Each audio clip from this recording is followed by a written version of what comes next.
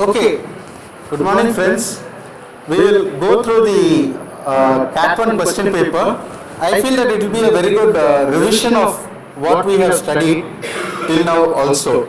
More importantly, so the first question is IS 800 speaks about principal axis of section.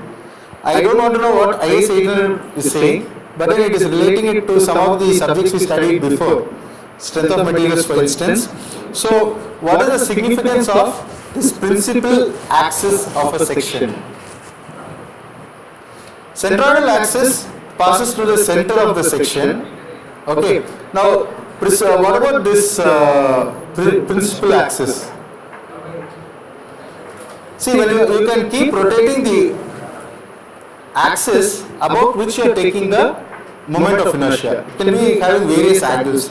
So, at one particular position with reference to the section, the moment of inertia is going to be maximum, and perpendicular to it, it's going to be a minimum. Okay, so the maximum of maximum would be the principal axis. Major principal axis would give you the highest value. Minor principal axis will give you the least value. So basically, if suppose you are going to orient your column in such a manner that the principal axis is the moment is going to be above the principal axis, material utilization is going to be the most. Material utilization is going to be the most. What do you mean by the term material utilization? For a given amount of steel which I am having in the cross section, the moment carrying capacity is highest. Okay, that is, always remember that the moment that the carrying or the load carrying capacity of a column is based on the moment and the axial force. It's a combination of both of them. But in our syllabus, we are only doing the pure compression case. We are only doing the pure compression case. What would happen is you have the interaction case where this principle will be of great importance. As of now, the only significance which we have is the column is going to buckle about the weaker axis. The column is going to buckle about the weaker axis. So, we are just trying to find which will be the weakest section. Okay? Is it okay with all of you? The first question. Right, we go to the second question.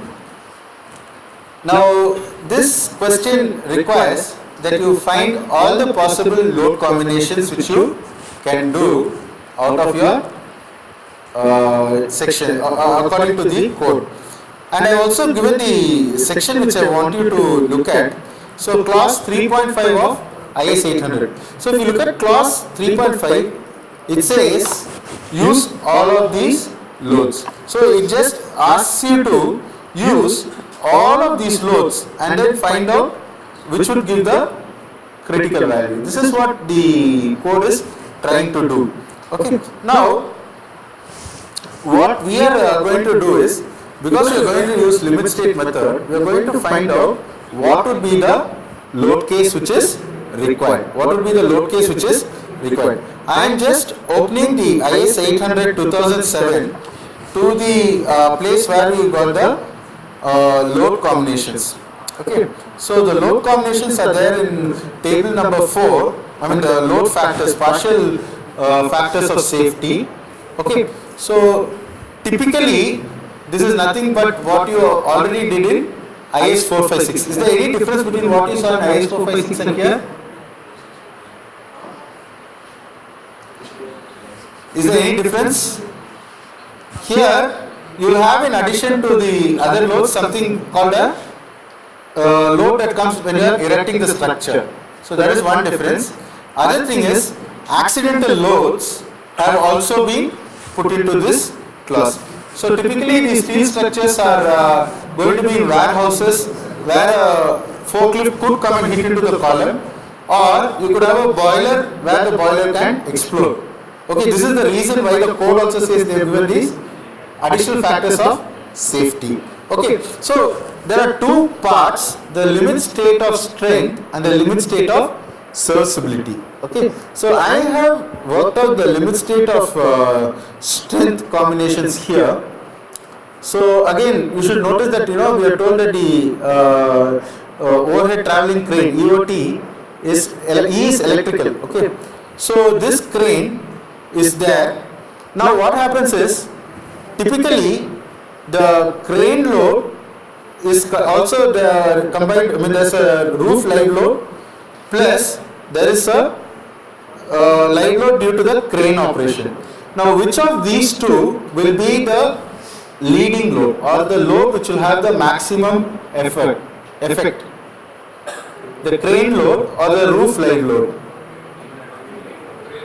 Crane load. See, the roof is a sloped roof, so people are not going to party on top of the roof. This is the funda for the reduced live load in a sloped roof. And in fact, when the slope increases, the live load will actually be reducing. Reason is, dust cannot accumulate on a roof which is having a sharp slope. But a milder slope means, if there is rain, if there is snow, if there is dust, if there is any other ponding of water, in fact, when it is flatter, more people are likely to go and have a party on the roof. Okay, so this is the reason why the live load also will be reduced when the slope of the roof is varying. Okay, now coming here, the first set of load is dead load plus imposed load. So I am just taking the dead load and imposed load and keeping the live load as the accompanying load. So it is 1.05. Next set of loads is dead load, imposed load, wind or earthquake load. So now I go about and check out for the loads. So first two is for wind, second two is for see, there you will find that there are two factors given. Please have a look here. You are having a 0.53 as well as a 1.5. Okay, so you need to check for both of them. What happens is, this 0.53 is nothing but I think 1.05 divided by 1.5.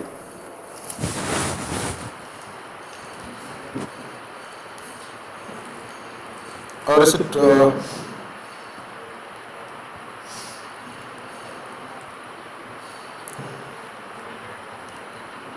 1.05 divided by 1.5?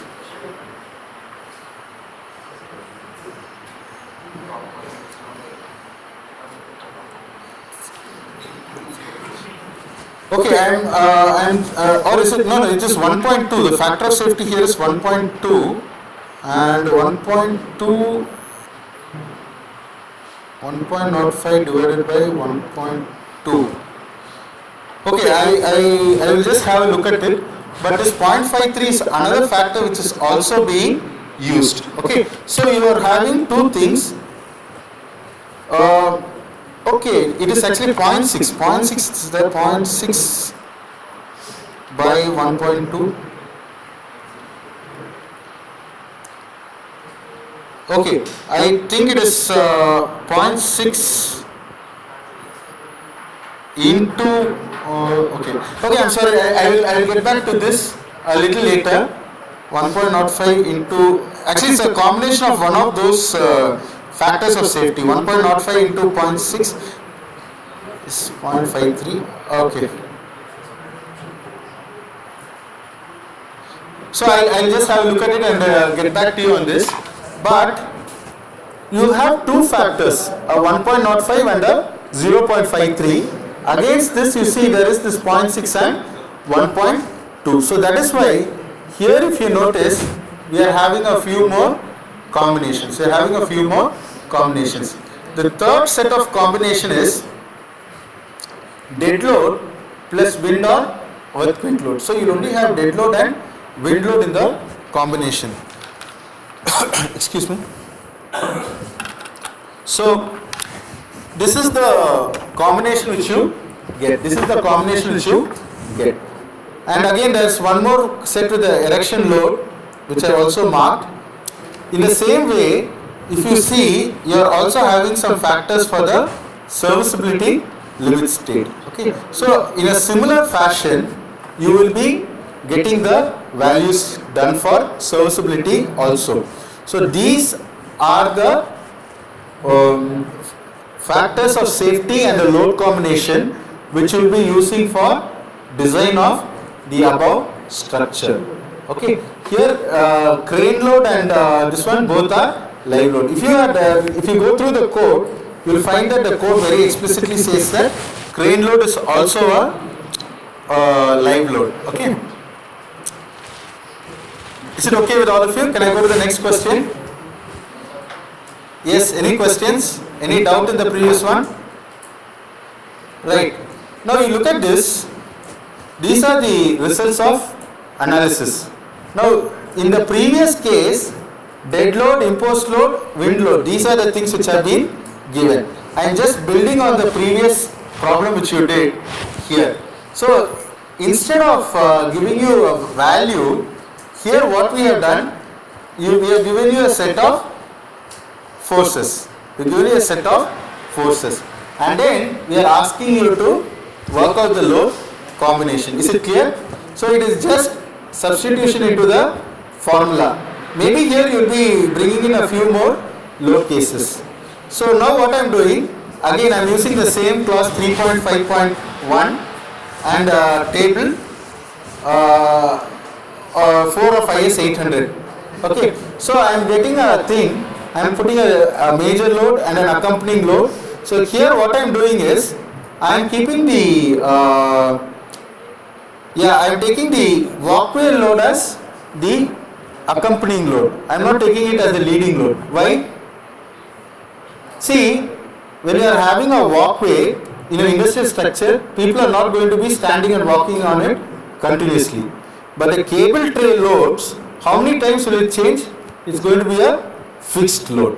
Okay, so that is why the cable tray load becomes a leading load, and the vice versa, the other load becomes the accompanying load. However, if suppose you have put it in both, like if you interchange, you have told okay, 10 is the maximum value, I am taking that as the leading load, there is no problem with it. See, in a design, it's very important that you make the assumptions against the design very clearly marked. You might be working in the top design office, but still your designs are going to be reviewed by probably a very junior engineer. If suppose that person is going to get a doubt as to why this particular value has been taken, why not 10 as the leading load? So then what happens is they are going to mark comments and send back the design back to you.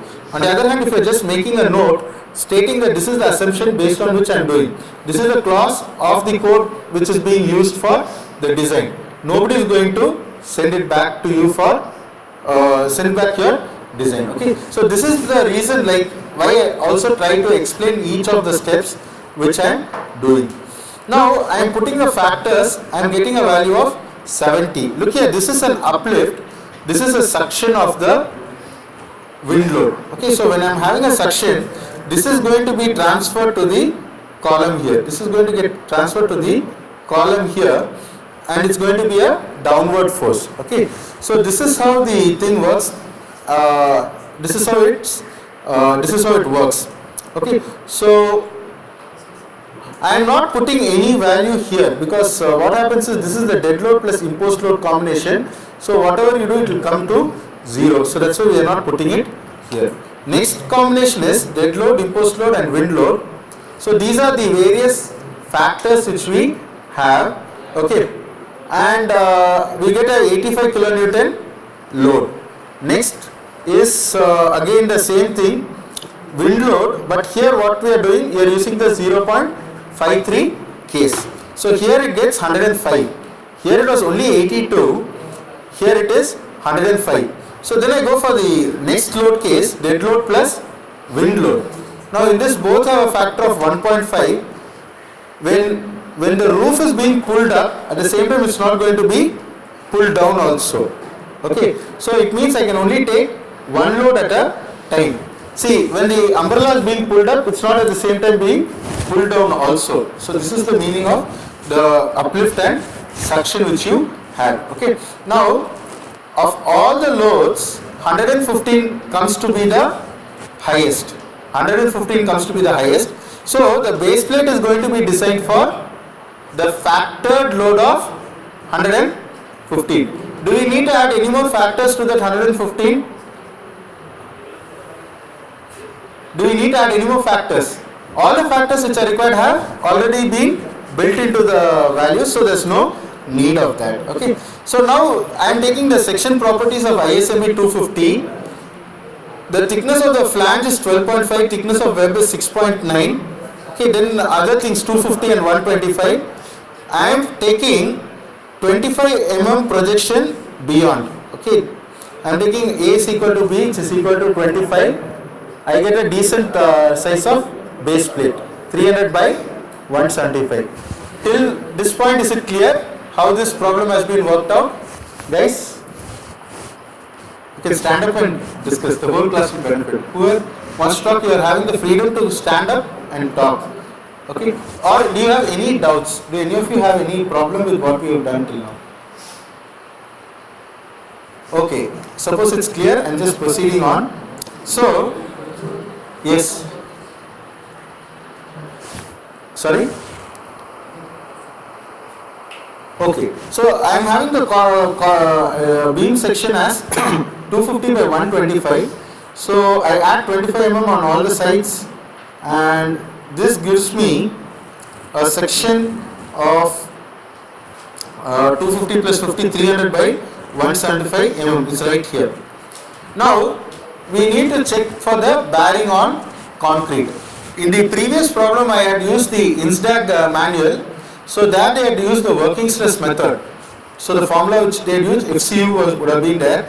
Then if you look at the code book, there you got the value as 0.6 into FCK. So again, this is the clause where you will be finding it. This gives us the bearing strength or bearing capacity of the concrete as 80 Newton per millimeter square. Now I am only getting 115 kilonewton as the axial force, and that gives a factored bearing stress of 2.19 Newton per millimeter square. This is negligibly small when compared to the bearing capacity of the concrete which is available. So as a design engineer, what you can try to do is you can optimize the section. Probably you don't need ISMB 250. You don't need such a huge section. Is it possible to go for a lower section also is something which you can think about. Okay. Again, if it is a long section, there will be a lot of moments due to eccentricity of loading, due to moments from the system also. So in that case, this base plate will not be sufficient. Okay. This is again another thing which you should bear in mind. Okay. So the formula for fixing the thickness again is directly from the code. You got all the values. After I substitute the formula, I get the thickness required as 3.25 millimeters. Okay, I get the thickness as 3.25 millimeters.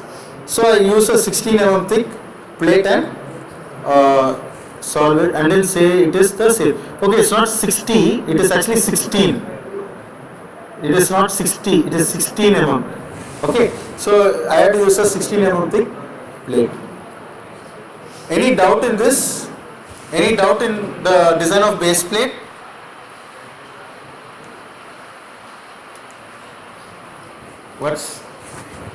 It's okay to talk, but tell us all what is this.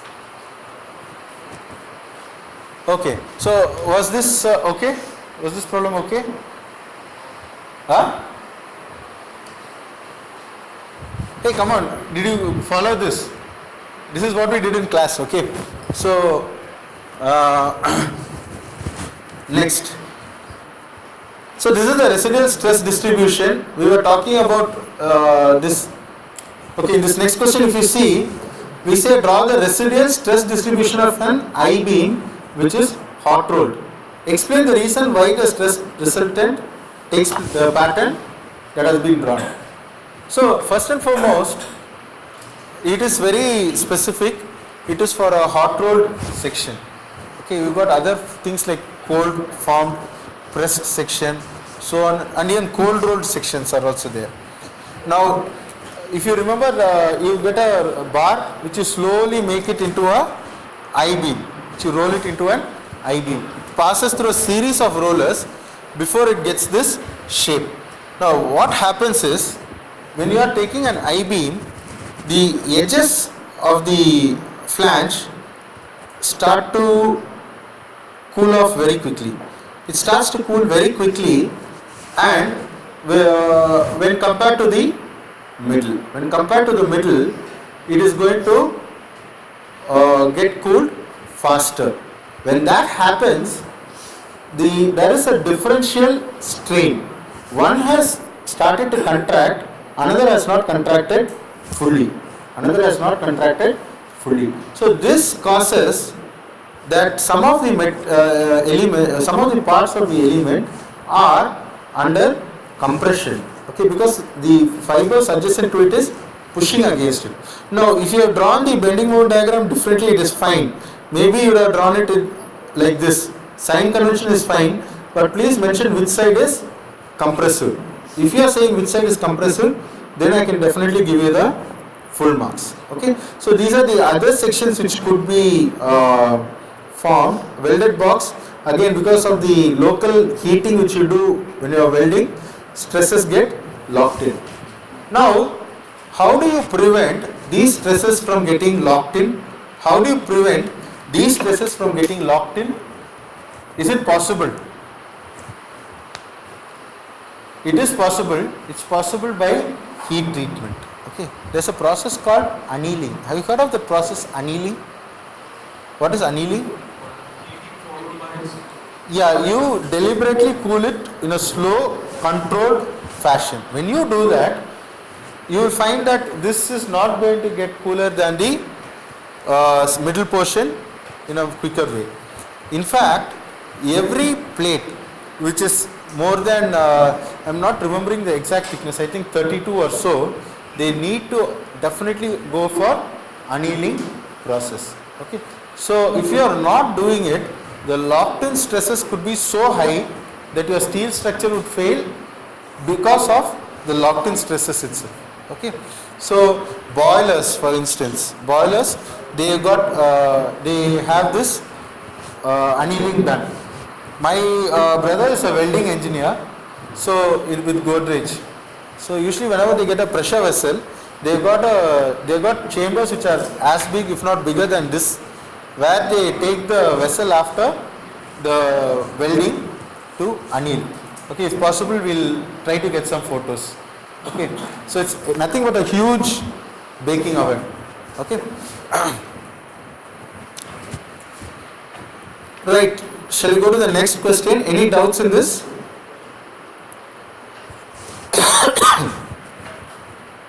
Okay. The next question is, give any four recognized shapes of built-up section. Indicate the major and minor principal axis. So again, here it is, and already we have defined what principal axes are. Okay, so right, shall we go to the part B questions? Now, this is based on the first few problems which we were working on. This is based on the first few problems which we are working on. So it's nothing but the application of the parallel axis theorem. It's nothing but the application of parallel axis theorem. I have given all the section properties here taken directly from the steel table. Okay, you don't have to calculate anything here. There BD cube by 12, so many things were there, but in this case there is no calculation required. Had I asked you for this welded box section, you would have done rectangle 1, rectangle 2, so on and so forth to get the I value. Okay. So, but in this case, the values are already provided in the code book. In fact, some of you have the steel tables. In the steel tables, directly these answers should be there. Okay. If I am giving an I section with a channel on top, that is already there in steel tables. If you take SP6, all the values are given with a plate on top. You will have an I section, channel on top. You will put a couple of plates to strengthen it more. all of these section properties would be given as directly, right? So now it is centroids are 500 mm, they are kept toe to toe. Okay, so now this is the pattern or this is the arrangement. Okay, and these are the values of IXX and IYY. I'm just it's just direct application of the formula. Okay, so I hope I don't have to explain much further on this. Okay, so is this clear? In addition to this, if you are looking at the section properties, IXX, IYY, area, cross section area, then RX and RY. Okay, this and if suppose you are going for plastic analysis, probably section modulus and stuff like that would come. But we are not doing plastic analysis as of now. So I don't know if plastic analysis is there. If it is there, then we'll have to do section modulus also. But as of now, so just given IXX and IYY, I am more than happy because all the other values are derived from it.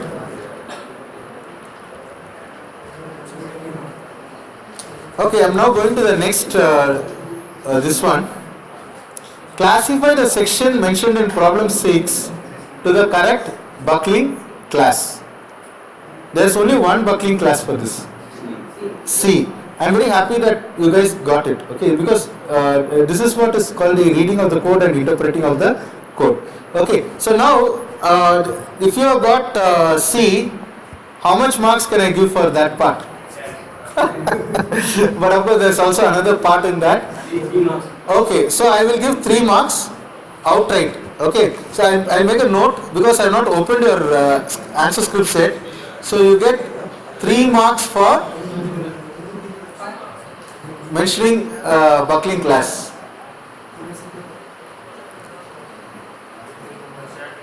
Okay, the rest of the problem is actually very straightforward. So you got the end condition, you have looked at the table number 11, you have automatically got this as 0.8 into L. Excuse me.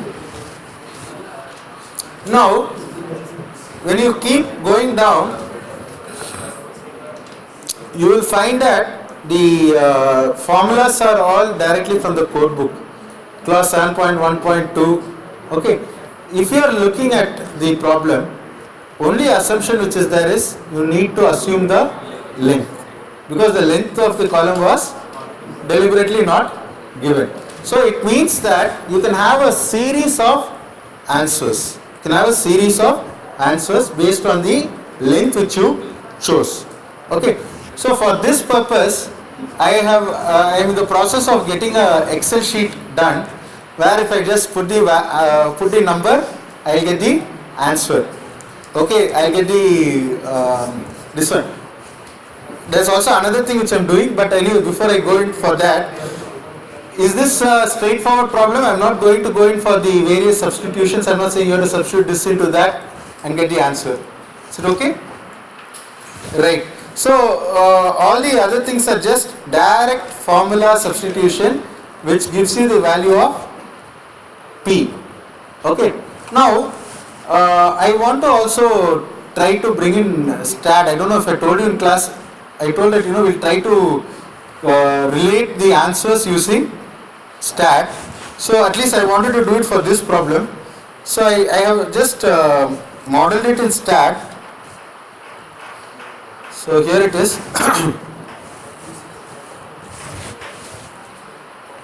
So if suppose you look at the value here, I have taken a particular length, I have taken a and I got a particular load. If suppose my judgment is correct, what should be the ratio which you get, interaction ratio which you should get? Come on here. You usually design your stat. In stat you do the design. How do you check your concrete element whether it is safe? After you design. No, not with analysis. You design. You have to give the design parameters, and then if the value is less than or equal to 1, then you say it is safe. So it means that I got an answer here, my answer is 2381 kilonewton. My answer is 2381 kilonewton. If I apply 2381, the answer should be equal to 1 or something very close to 1. Okay. So now this is the column which I have modeled. The model is having the length 3.5 meters which I told.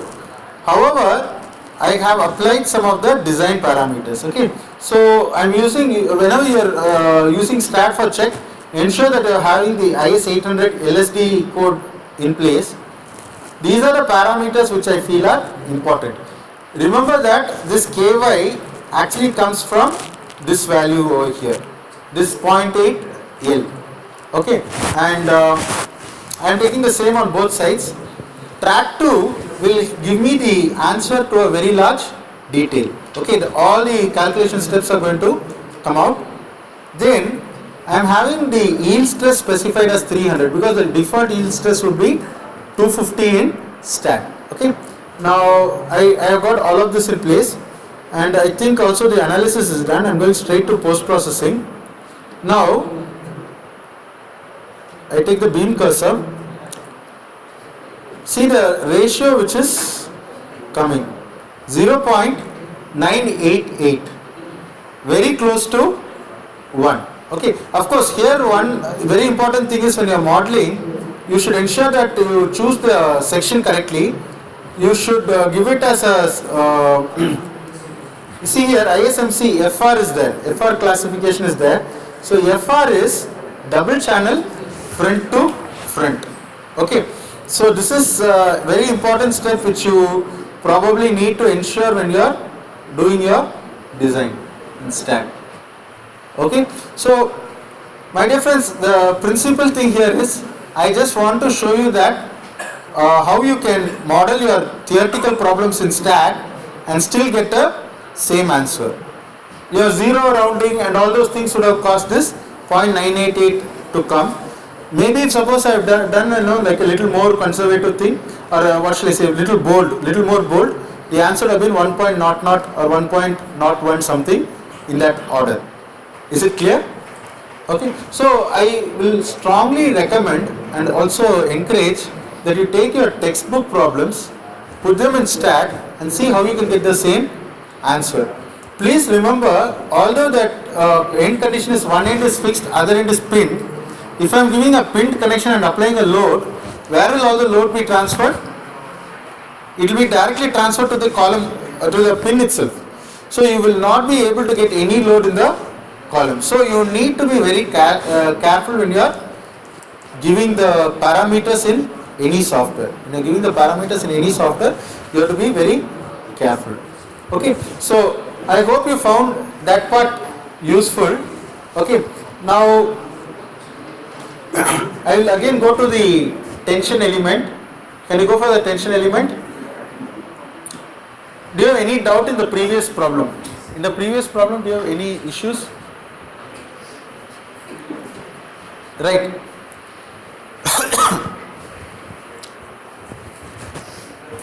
We will now have a look at the tension member.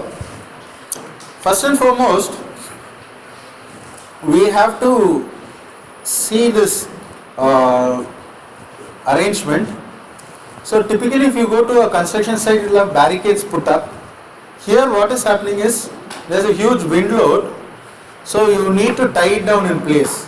So you are going to design this tie member. So essentially we are going to design the tie member which is here. Now there are two members, member 1 and member 2.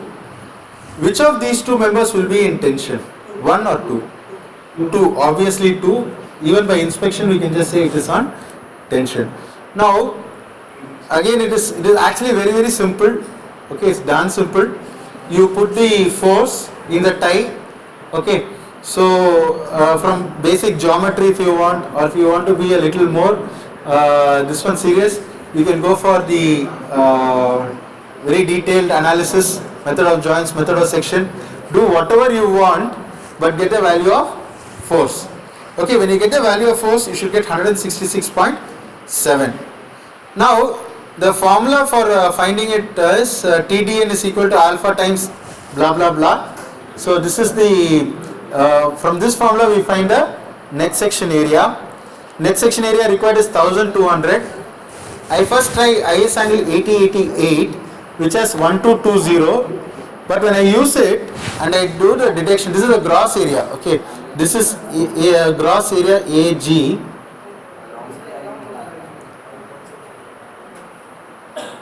Right. So this is gross section area. So when I detect a bolt hole, it becomes 1044. Now I just open the IS 808. If you look at it, you should remember that that 6 mm is typically the minimum section which you should use from corrosion consideration. Okay, unless you are saying it's an internal element, it is not subject to corrosion, you don't go for smaller sizes. And again, 6 mm is a very common, 6, 8 are more common than most of the other sizes of sections. Okay, so that is why here, although I might have had other sizes, I have gone straight to 1998.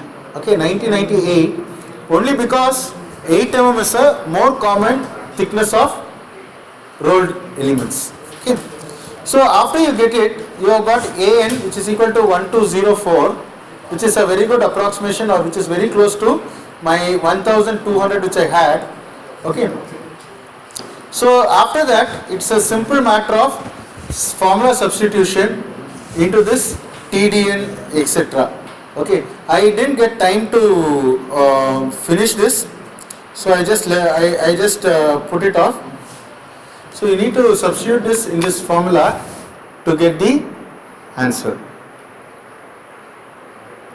Okay, so this was your Cat 1 question paper.